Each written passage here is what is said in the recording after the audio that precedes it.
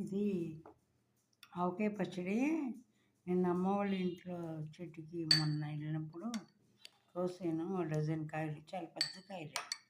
వాటితో కడిగి నిన్న పెట్టానండి. మొన్న మొన్న మధ్యాహ్నమే పట్టాను, మొన్న ఈవినింగ్ పట్టాను. ఇది మూడవ రోజు నువ్వుల నూనె, మళ్ళీ నువ్వు పప్పు నూనె వేసుకుని ఉప్పు కారం సరిపోయిందో లేదో తీసుకుని మళ్ళీ అవసరమైనది కలుపుకొని వాడుకోవాలండి. జస్ట్ అసలు ముందు టేస్ట్ చేస్తాను ఎలా ఉందో. ముక్క ఇది తెల్ల గులాబీలు అంట, చాలా ఒక్కొక్క కాయ కేజీన్నర పైన ఉంటుంది అనమాట. సో ఇది మన ఇంట్లో తయారు చేసుకున్న నెయ్యి. నెయ్యి నా దగ్గర పాలలోనే వస్తుంది. సో ఇప్పుడు టేస్ట్ చేద్దాం. ఇప్పుడు కొంచెం నెయ్యి పోస్తున్నా. జస్ట్ అంటే ఎర్రగా ఉంది కారం.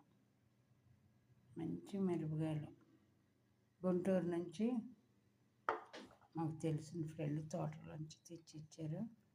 వాటితో ఇప్పుడు నేను పచ్చడి కారం, ఇంట్లో వాడే కారం అన్నీ కూడా తయారు చేశాను. ఇదిగోండి ఇది. సో ఫస్ట్ ఎక్కువగా రెడ్డిగా ఉంది కాబట్టి సాహసం చేయలేకపోతున్నా. ఎంత రెడ్డిగా ఉందో చూడండి, అసలు చాలా బాగుంది. మరి ఎంత కారం లేదు. ఆల్రెడీ నేను వేరుశనగ పచ్చళ్ళు టిఫిన్లో వాటికి వాడే మిరపకాయలు. It's good.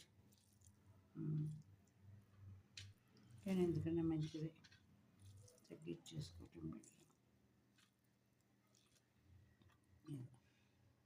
నెయ్యి కలిపిన ముద్ద, ఇక మ్యాంగో. సో పలచగానే కలిపి గట్టికి కలపలేదు. ఐ విల్ టేస్ట్ ఇట్ ఎట్లుందో. యమ్మీ. అసలు మా అమ్మ చేసినట్టే వచ్చింది. మా అమ్మమ్మ చేసినట్లే వచ్చింది. అమ్మమ్మ వాళ్ళు చేసినట్టే. సో ఇంకా కారం కూడా కలుపుకోవచ్చు, తినొచ్చు. బాగుంది. సో మీకు ఆవకాయ పచ్చడి ఇష్టమైతే కామెంట్ చేయండి. అది అమ్మ నాటిన చెట్టు ఇది. అమ్మ వాళ్ళ ఇంటి బయట ఉంటుంది ఇది. ఎంత పెద్ద చెట్టు, ఎన్నో వేల కాయలు, అంత రోడ్ల మీద కోసుకెళ్తారు. ఓకే, లెట్ ఇట్ బై, కోసుకొని ఉండి అనుకుంటాము. అది ఫిబ్రవరి నుంచే పూత మొదలవుద్ది ఇది. సో మొన్న 4th అమ్మది సంవత్సరం ఉంది. అమ్మ వెళ్ళిపోయారు, లేరు 5-6 ఏళ్ళ క్రితం. సో అమ్మ దగ్గరికి లోపలికి